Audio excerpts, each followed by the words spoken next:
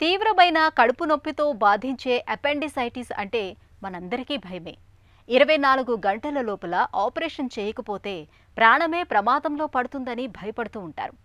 నిజానికి అపెండిసైటిస్ గురించి ఇవాళ మనం అంతగా ఆందోళన చెందాల్సిన అవసరం లేదు. పరీక్షల్లో అపెండిసైటిస్ అని తేలినా కొంతవరకు మందుల సాయంతో పరిస్థితిని అదుపులోకి తీసుకురావచ్చు. మరీ అత్యవసరం అనుకున్నప్పుడు మాత్రం తప్పనిసరిగా సర్జరీ చేయాల్సిందేనని చెబుతారు డాక్టర్లు. ఈ నేపథ్యంలో అపెండిసైటిస్కు కారణాలు, చికిత్స మార్గాల గురించి ఇప్పుడు తెలుసుకుందాం.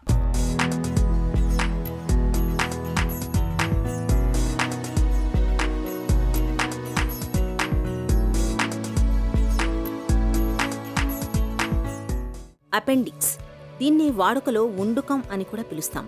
ఇది చిన్న పేగు, పెద్ద పేగు కలిసే చోట ఉండే ఓ చిన్న తిత్తి లాంటి భాగం.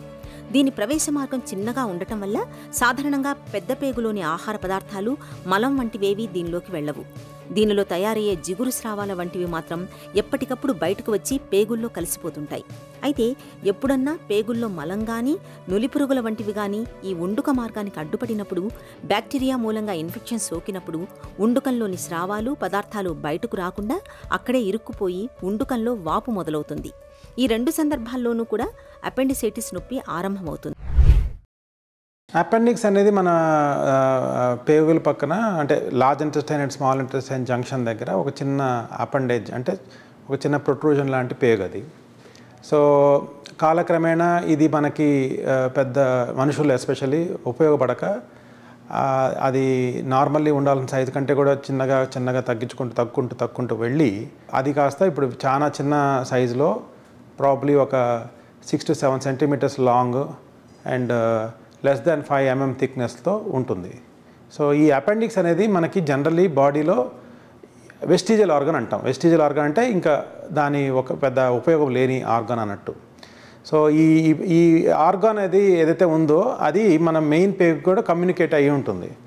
సో ఒక్కొక్కసారి ఏమవుతుందంటే ఈ చిన్న ఆర్గాన్లో బ్లైండ్ లూప్, అంటే ఒక ఎండ్ మాత్రం ఓపెనింగ్ ఉంటుంది, ఇంకొక ఎండ్ క్లోజ్ ఉంటుంది. సో ఈ క్లోజ్డ్ ఎండ్ ఏదైతే ఉందో, ఓపెనింగ్ ఎక్కడైతే ఉందో అక్కడ మనకి ఒక్కోసారి అకేషనల్గా బ్లాక్ అవ్వడం వలన, ఏదైనా మ్యూకస్ వల్ల కానీ, ఏదైనా ఫారిన్ మెటీరియల్ వల్ల కానీ, ఫీకల్ మ్యాటర్ వల్ల కానీ, ఒక్కోసారి ట్యూమర్స్ వల్ల కూడా.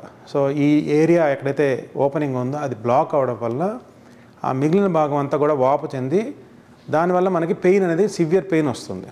సో దీన్నే మనం అపెండిసైటిస్ అంటాం. అపెండిసైటిస్ అంటే ఇన్ఫెక్షన్ ఇన్ అపెండిక్స్ అని సింపుల్ మాటలో చెప్పచ్చు.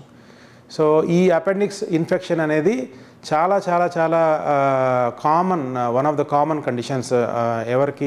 ఎవరైతే అక్యూట్ పెయిన్ అబ్డామిన్, అంటే సివియర్ పెయిన్ అబ్డామిన్తో ప్రజెంట్ అవుతారో వాళ్ళు one of the most common cause వచ్చేసి అక్యూట్ అపెండిసైటిస్. అది మనకి రైట్ సైడ్ లోవర్ భాగంలో మనకి జనరల్గా ఆ లెవెల్లో మనకి తెలుస్తుంది. సో ఎప్పుడైతే అపెండిక్స్ అనేది వాపు చెందుతుందో, సో మనకి ముఖ్యంగా నెంబర్ 1 సిమ్టమ్ వచ్చేసి పెయిన్ అండి. చాలా severe pain, either around the umbilical రీజియన్లో కానీ, లేదా ఇంకొంచెం డిలే అయితే లోకలైజేషన్ అయిన తర్వాత మనకి రైట్ సైడ్ లోవర్ అబ్డామిన్లో మనకి ఎక్కువగా ఈ అపెండిసైటిస్ అనేది పెయిన్ అనేది తెలుస్తుంది. పెయినే కాకుండా పేషెంట్స్లో చాలా మందిలో వామిటింగ్స్ కూడా, అసోసియేటెడ్ వామిటింగ్స్ కూడా ఉంటాయి. కొంతమందికి విపరీతమైన వామిటింగ్స్ ప్లస్ పెయిన్ అనేది ప్రజెంటేషన్తో తెలుస్తుంది. ఎప్పుడైతే ఈ అపెండిక్స్ అనేది ఇంకా కాంప్లికేట్ అయిపోతుందో వాళ్ళలో ఫీవర్ కూడా మనం చూడొచ్చు. సో ఈ 3 లక్షణాలు అపెండిసైటిస్ అనేది దానికి ముఖ్యమైన లక్షణాలు. అపెండిసైటిస్ సమస్య ప్రధానంగా కడుపు నొప్పితో మొదలవుతుంది. తర్వాత జ్వరం, వాంతులు, ఆకలి లేకపోవటం వంటి లక్షణాలు కనిపిస్తుంటాయి. అపెండిసైటిస్ నొప్పి ముందు బొడ్డు దగ్గర, బొడ్డు చుట్టూ వస్తుంది. క్రమంగా సమయం గడుస్తున్న కొద్దీ ఉండుకం ఉండే చోటుకు, అంటే కుడివైపు పొత్తికడుపు భాగానికి మారుతుంది. బొడ్డు దగ్గర ఆరంభమైన నొప్పి సుమారు 6 నుండి 8 గంటల తర్వాత ఇలా కడుపు కింది భాగానికి చేరుకుంటుంది. ఇది అపెండిసైటిస్ ప్రత్యేక లక్షణం. ఉండుకం ఉన్న భాగానికి, బొడ్డుకు మధ్య భాగాన్ని వేలితో నొక్కినప్పుడు నొప్పితో విలవిల్లాడిపోతారు. దగ్గినప్పుడు అపెండిక్స్ ఉన్న ప్రాంతంలో విపరీతమైన నొప్పి వస్తుంది. ఎడమకాలు కదపమంటే తేలికగా కదుపుతుంటారు, కానీ కుడికాలును కదపలేకపోతుంటారు. కుడికాలు కదిపినప్పుడు ఇలియాసోయాస్ అనే కండరం కదులుతుంది. ఇది లోపల ఉండుకాన్ని తాకుతుంది. దీంతో కుడికాలు కదుపుతుంటే లోపల నొప్పి చాలా తీవ్రమైపోతుంది. అపెండిసైటిస్ అనేది ముఖ్యంగా క్లినికల్ సైన్ అండి, క్లినికల్ సిమ్టమ్స్ ఏవైతే మనకి ఇంతకుముందు చెప్పుకున్నాం, పెయిన్, వామిటింగ్స్ అండ్ ఫీవర్ కానీ, కాన్స్టిపేషన్ కానీ, ఇవి మెయిన్ లక్షణాలు అపెండిసైటిస్ క్లినికల్గా చూస్తే. సో ఎగ్జామినేషన్లో కూడా మనకి ఆ లోవర్ భాగంలో మనకి పెయిన్ అనేది స్పష్టంగా తెలిసిపోతుంది.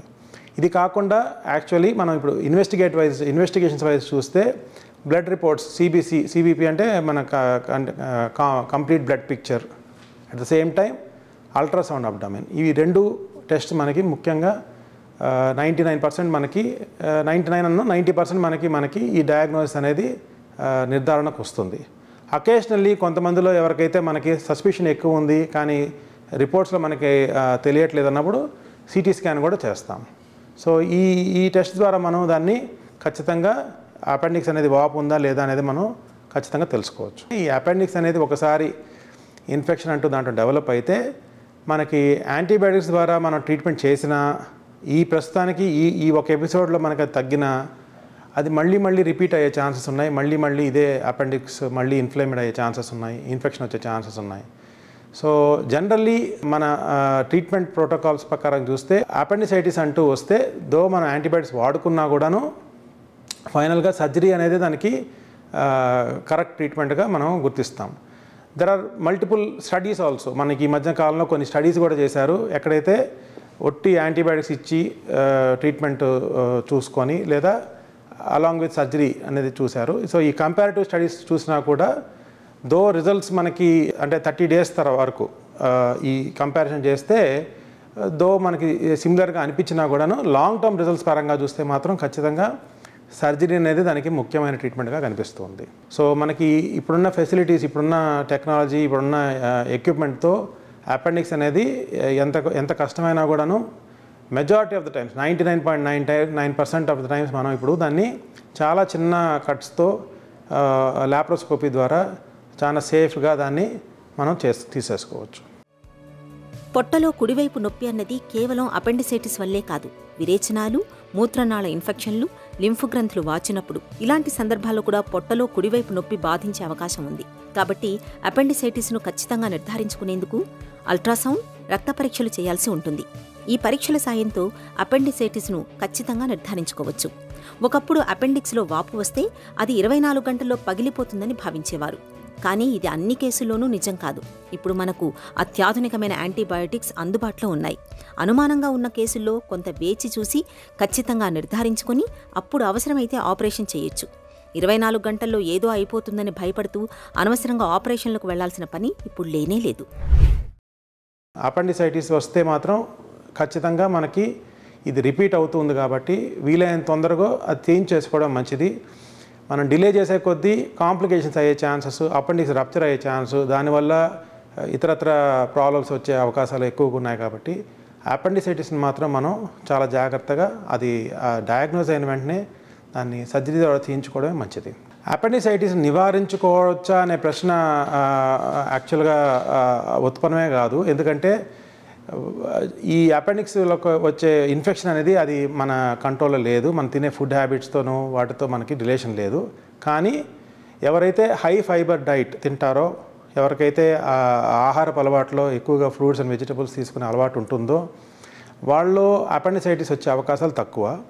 ఎవరికైతే మోషన్ ఇబ్బంది, కాన్స్టిపేషన్ కూడా ఒక్కోసారి అసోసియేటెడ్గా ఉంటే వాళ్ళలో అపెండిసైటిస్ వచ్చే అవకాశాలు ఎక్కువ. బట్ ఇది రూల్ అయితే కాదు. సో అపెండిసైటిస్ అనేది ఎవరికైనా రావచ్చు, చిన్నపిల్లల నుంచి పెద్దవాళ్ళ వరకు ఎవరికైనా రావచ్చు. సో వచ్చినప్పుడు దాన్ని కరెక్ట్గా డయాగ్నోస్ చేసుకోవడం, దాన్ని సరైన ట్రీట్మెంట్ చేసుకోవడం ఒక్కటే మార్గం.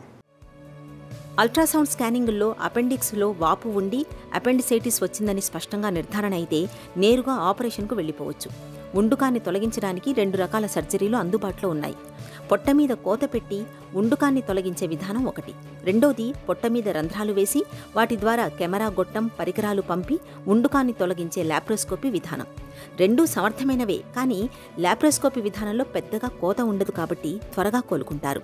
అయితే పరీక్షల్లో సమస్య అంత స్పష్టంగా నిర్ధారణ కానప్పుడు, కడుపులో నొప్పి తీవ్రంగా లేనప్పుడు ఎలాంటి ఆహారం ఇవ్వకుండా సెలైన్ ఇస్తారు. దీంతో పేగులకు పూర్తి విశ్రాంతి దక్కి 1-2 రోజుల్లో నొప్పి తగ్గిపోతుంది.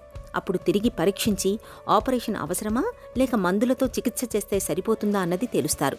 ఒకవేళ నొప్పి తగ్గకుండా పెరుగుతుంటే ఆపరేషన్ తప్పనిసరి అవుతుంది.